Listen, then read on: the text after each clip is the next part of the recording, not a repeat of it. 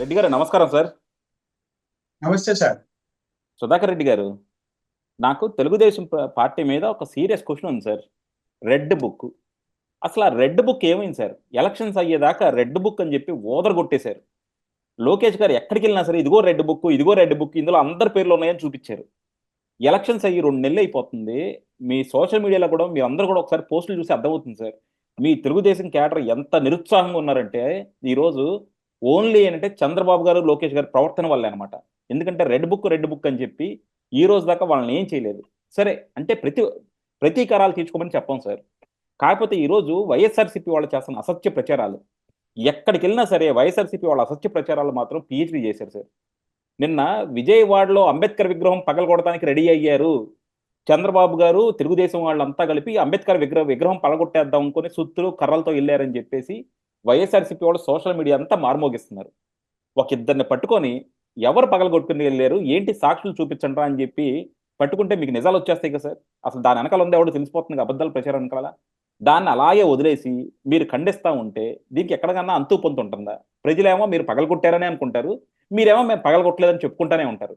అంతే తప్ప అబద్ధ ప్రచారం చేసేవాడిని ఆడు ఎవడు చేస్తున్నాడో దాని వెనకాల ఉంది ఎవరో పట్టుకుంటే ఎంత ఈజీగా ఉంటుంది సార్ అది. సార్, మీ ప్రశ్న చాలా మంది వేస్తుంటారండి మమ్మల్ని. ఎందుకంటే ఇంకా వైఎస్ఆర్ పార్టీ గూండాలని, రౌడీలని, అక్రమాలు చేసిన వాళ్ళని, అవినీతి పరులని ఎందుకు జైల్లో పెట్టలేదు, రెడ్ బుక్లు అన్ని రాసి పెట్టుకున్నారు కదా, ఇంకా ఎందుకు చేయలేదు అనేది ప్రతి ప్రశ్న. అలాగే సోషల్ మీడియాలో వాళ్ళు చేసే దుష్ప్రచారాన్ని ఎందుకు తిప్పికొట్టడం లేదు, దుష్ప్రచారం చేసే వాళ్ళని ఎందుకు అరెస్ట్ చేయడం లేదు, ఇదే కదండి అందరూ అడిగే ప్రశ్న. అవును సార్. మనం ఉన్నప్పుడు అంటే మీరు కాదు, మేము విమర్శలు చేసినప్పుడు వాళ్ళు మా మీద తప్పుడు కేసులు పెట్టడానికి వచ్చినప్పుడు ఇదే మాట అన్నాం. మేము సోషల్ మీడియాలో హక్కు ఉంది, మనకి వాక్ స్వాతంత్రం ఉంది, దాన్ని నిరోధించే అధికారం ప్రభుత్వానికి లేదని మేము అన్నామండి. అలాగే సుప్రీంకోర్టు నుంచి కూడా చాలా తీర్పులు వచ్చాయి. ఇప్పుడు ప్రతి వాళ్ళని మనం అరెస్టు చేస్తే తెలుగుదేశం పార్టీకి, జగన్ మోహన్ రెడ్డి పరిపాలనకి తేడా కనిపించదండి. అంటే మీరు ఇక్కడ చాలా సున్నితంగా అర్థం చేసుకోవాలండి అందరూ కూడా. ప్రతిదా అంటే విమర్శలు, ఇప్పుడు అమెరికా దేశంలో ఇంకా తీవ్రమైన విమర్శలు చేస్తుంటారు. విమర్శలు చేసిన వాళ్ళని అందరినీ అరెస్టు చేసి చేయడం ప్రజాస్వామ్యంలో అంత సులభం కాదండి. ఎందుకంటే చట్టాలు ఉన్నాయి, కోర్టులో. ఒకవేళ మనం ఇప్పుడు అరెస్ట్ చేసినా ఉదయానికల్లా వాళ్ళు బెయిల్ తెచ్చుకోగలరు, అప్పుడు అబాస్పాలు కాక తప్పదు. అందుకని సంయమనం పాటిస్తుంటాం. చూసి శాంతి భద్రతల రక్షణ కోసం చాలా తపన పడుతుంటారు చంద్రబాబు నాయుడు గారు కానీ, హోమ్ మినిస్టర్ గారు కానీ. అట్లని చెప్పి తొందరపాటు పడకూడదండి. తొందర పడితే అది వికటించే ప్రమాదం ఉందన్న ఉద్దేశంతో చాలా పొలైట్ గా వ్యవహారం జరుగుతుంది. ఇంకా మీరు అడిగే రెడ్ బుక్ ఉందండి. అంటే రెడ్ బుక్ అంటే వెంటనే ఇప్పుడు జరిగిన అన్యాయాలు, అక్రమాలు అన్ని ప్రజలు తెలియజేసినవి లోకేష్ గారు రాసి పెట్టుకొని ఉన్నారండి. అంటే అన్ని చోట్ల రాష్ట్ర వ్యాప్తంగా ఎక్కడెక్కడ జరిగాయి, ఏమేమి జరిగాయి దానికి అనుగుణంగా నెమ్మదిగా చట్టబద్ధంగా ప్రజాస్వామ్యబద్ధంగా వాటిని కరెక్ట్ చేసుకుంటూ వస్తున్నాం. ఇప్పుడు భూ కుంభకోణాలు ఇవన్నీ, మదనపల్లి అవన్నీ కేసులు పెట్టాం, విచారణ జరుగుతోంది. ఆ విచారణలో ఆధారాలన్నీ దొరికితే పెద్దిరెడ్డి రామచంద్రారెడ్డి గారని ఎవరినైనా అరెస్ట్ చేయక తప్పదు, చేస్తాం. వాళ్ళ కొడుకు మిథున్ రెడ్డి గారినైనా ఇంకెవరినైనా కూడా. అలాగే ఈ భూ రీసర్వేలు, ఈ పేరుతో జరిగిన అన్యాయాలన్నింటినీ కూడా రెక్టిఫై చేయడానికి, పునఃసమీక్షించడానికి ఎక్కడన్నా లోపాలు ఉంటే మళ్ళీ అందరినీ అర్జీలు అడుగుతున్నారు. కొద్ది రోజులు అవన్నీ తీసుకొని పరిశీలించి ఎక్కడన్నా అన్యాయాలు, అవకతవకలు జరిగి కరెక్ట్ గా రికార్డెడ్ గా దొరికితే అధికారుల్ని సస్పెండ్ చేయడమా, ఆ పరిస్థితిని బట్టండి. అంటే చట్టబద్ధంగా వాళ్ళని ట్రాన్స్ఫర్ చేయాలన్నా, సస్పెండ్ చేయాలన్నా, ఇంకేం చేయాలనేది చూస్తారు. అలాగే రాజకీయ నాయకులు చాలా మంది అక్రమాలు, అన్యాయాలు, భూ కబ్జాలు చేశారు. అవన్నీ వెలికి తీసే ప్రయత్నంలో ఉన్నామండి. ఇక్కడ మనం ఏ పని చేసినా అది చట్టబద్ధంగా ఉండాలి, దానికి ఆధారాలు ఉండాలి, ఆధారాలు సేకరించాలి. మనం మామూలుగా చెప్పడం వాడు రౌడీ, వీడు దొంగ, వాడది, ఇది చెప్పొచ్చు, నేను కూడా చెప్తుంటానండి. ఈ ఎర్రచందనం దొంగలు అందరి పేర్లు నాకు తెలుసు, అందరి పేర్లు చెప్తాను. చిత్తూరు జిల్లాలో, ఉమ్మడి జిల్లాలో ఎవరిని అడిగినా ఎర్రచందనం దొంగలు ఎవరో చెప్తారు. అయితే వాళ్ళందరూ కూడా అతి తెలివిగా తప్పించుకుని తిరుగుతున్నారు. ఎక్కడ కూడా వాళ్ళ చేతికి మట్టి అంటదు. వాళ్ళు చేసే పనులన్నీ తమిళనాడు నుంచి కూలీలు వస్తారు, ఎర్రచందనం కొడతారు, ఎవరో లారీలు ఎక్కిస్తారు, ఎవరో కార్లో ఇంకో దాంట్లో వెళ్తారు, చెక్ పోస్ట్ లో మేనేజ్ చేస్తారు, అధికారులు సపోర్ట్ ఉంటారు, అన్ని అయిపోతాయి. తీరా మనం ఎక్కడో పట్టుకుంటే వాళ్ళు ఎవరు, వీళ్ళ అధినాయకుల పేర్లు చెప్పరు, మేమే చేసాము అంటుంటారు. వాళ్ళకి అలా తరబీదు ఇచ్చి ఉంటారు.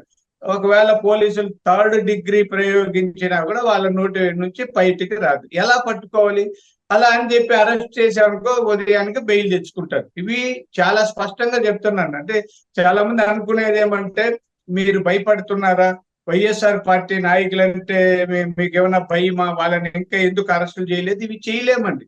మన నియంత్రణతో పరిపాలన కాదు కదా. మనం అనుకున్న వాళ్ళందరూ తీసుకొచ్చి జైల్లో పెట్టేసి జైలు నింపేసి చేయలేము. కానీ చంద్రబాబు నాయుడు గారు సంయమనం పాటిస్తున్నారు. ఆయన సుదీర్ఘమైన రాజకీయ అనుభవం ఉందండి. ఈ రోజు నిన్న మొన్న వచ్చిన వ్యక్తి కాదు కదా, ఏదో ఆవురవరని వచ్చి ఏదో రాజకీయాలు చేయడం లేదు. అందుకని విమర్శలు. ఆ తర్వాత మీరు అంబేద్కర్ విగ్రహం దగ్గరకు వద్దామండి.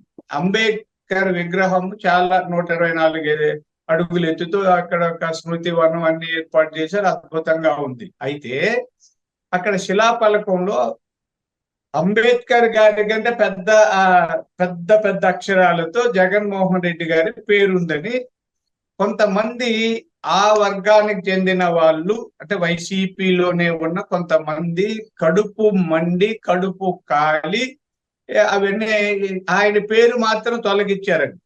అంటే ఇది అంబేద్కర్ విగ్రహమా లేకపోతే జగన్మోహన్ రెడ్డి గారి విగ్రహం అర్థం కాకుండా ఈయన ఆ పెద్ద అక్షరాలతో ఎందుకని చెప్పి ఏదో కొట్టారు. అందులో మాకు అనిపించేది వైఎస్ఆర్ పార్టీ వాళ్ళే కొంతమంది ఉన్నారు అందులో కూడా దళిత నాయకులే ఈ పని చేశారనేది ఉంది. అయితే ఆధారాల కోసం వెతుకుతున్నాను, ఎవరిని వదిలిపెట్టేది ఏది లేదు. నేను మన ఊరు అదే మా పార్టీ వాళ్ళు చేసి ఉంటే కూడా మేమేం వదిలిపెట్టాం. మా పార్టీయా మీ పార్టీయా ఇంకొక పార్టీయా కాదు, చట్టం ముందు అందరూ సమానంలే, చట్టం తన పని తాను చేసుకువెళ్తాదనే సూత్రాన్ని నమ్మిన వ్యక్తి చంద్రబాబు నాయుడు గారు. అలాని వదిలేడు, విస్మరించమండి. రెడ్ బుక్ లో ఎవరెవరు పేర్లు ఉన్నాయో, ఎంత అన్యాయాలు చేశారో, అక్రమాలు చేసే వాళ్ళందరికీ శిక్షలు తప్పు, ఎవరిని వదిలిపెట్టండి. లోకేష్ గారు చాలా స్టబండ్ గా ఉన్నారు, చాలా పట్టుదలగా ఉన్నారు. దానికోసం పని జరుగుతుంది. ఈ అందరు దొంగల్ని ఎప్పుడో ఒక రోజు చట్టం ముందు దోషులుగా నిలబెట్టి జైలుకు పంపుతాము అన్నది అందరూ నమ్మాలండి. అంటే వెంటనే జరగకపోవచ్చండి. ఇది మిగతా వాళ్ళలాగా మనం అడ్డదిడ్డంగా చేయలేం కదండి. అనుభవం ఉన్న చంద్రబాబు నాయుడు గారు, అంటే ఒక యువకుడు తీసుకునే నిర్ణయాలకి, తలపండిన వాళ్ళు తీసుకునే నిర్ణయాలకి తేడాలు ఉంటాయండి. కాబట్టి ఇక్కడ చంద్రబాబు నాయుడు గారు, లోకేష్ గారు లేదా పవన్ కళ్యాణ్ గారు కూడా చాలా పట్టుదలతో ఉన్నారు. వీళ్ళని ఎవరిని కూడా వదిలిపెట్టే ప్రశ్నే లేదు. అంటే ఇక్కడ ఒకటి సార్, అంటే మేము ఎవరం కూడా ఇప్పుడు వెంటనే అరెస్ట్ చేయాలని చెప్పట్లేదు.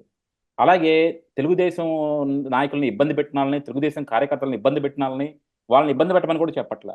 కానీ వాళ్ళు చేస్తున్న అసత్య ప్రచారాలను అయితే మీరు వెంటనే ఖండించడమే కాదు, వాళ్ళని వెంటనే పట్టుకోవాలి కదా. ఎవరైతే అసత్య ప్రచారం చేస్తున్నారు, దీని వెనకాల ఉన్న కోణం ఏంటి?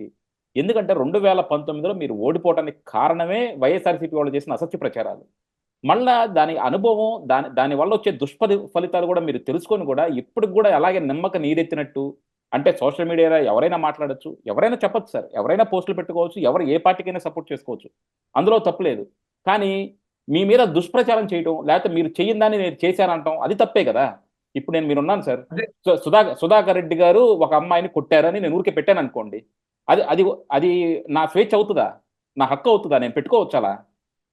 పెట్టకూడదండి. వ్యక్తిగతంగా అలా చేస్తే అది డిఫార్మేషన్, అంటే పరువు నష్టం కేసులు వేయచ్చు. ఇక్కడ ఇది బాగా చెప్పారు. ఇలాంటి తప్పుడు సమాచారాలు ఉంటాయనుకోండి, మీరు కేసు వేసుకోండి అంటారు పోలీసులు.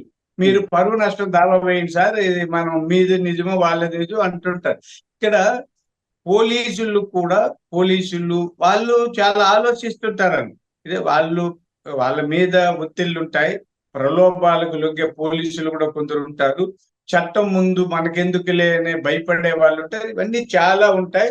నెమ్మదిగా అన్నింటినీ గాల్లో పెడతారండి. చూద్దాం సార్. ఎందుకంటే తెలుగుదేశం క్యాడర్ కూడా అందరూ కూడా చాలా అసహనంతో ఉన్నారనమాట. గాడిలో పెడతారు, రెడ్ బుక్ అన్నారు, ఇయన్నీ అన్నారు. ఇయన్నీ ఎప్పటికి ఇంప్లిమెంట్ చేస్తారు? అసలు మీ ప్రయారిటీస్ ఏంటి? సో అసలు ఏం చేస్తున్నారు? ఇప్పటికి కూడా ఇంకా వైఎస్ఆర్సీపీ వాళ్ళే మమ్మల్ని బెదిరిస్తున్నారు. ఇంకా ఇప్పటికి కూడా వైఎస్ఆర్సీపీ వాళ్ళే పోలీసులను కంట్రోల్లో పెడుతున్నారు. ఇప్పటికి కూడా వైఎస్ఆర్సీపీ వాళ్ళే వాళ్ళు ఏమనుకుంటే ఈ అబద్ధ ప్రచారాలు చేస్తున్నారు. ఇన్ని చేస్తున్నా సరే మీరంతా నిమ్మక నీరెత్తినట్టున్నారని తెలుగుదేశం క్యాడర్ మాత్రం నిజంగా చాలా నిస్తేజంలో ఉన్నారు సార్. దాన్ని మీలాంటి వాళ్ళు పార్టీ దాకా తీసుకెళ్ళాలి. దాన్ని అడ్రస్ చేయాలని అయితే మేము ఆశిస్తున్నాం సార్. థ్యాంక్ యూ అండి. Thank you very much sir. Right, నమస్తే.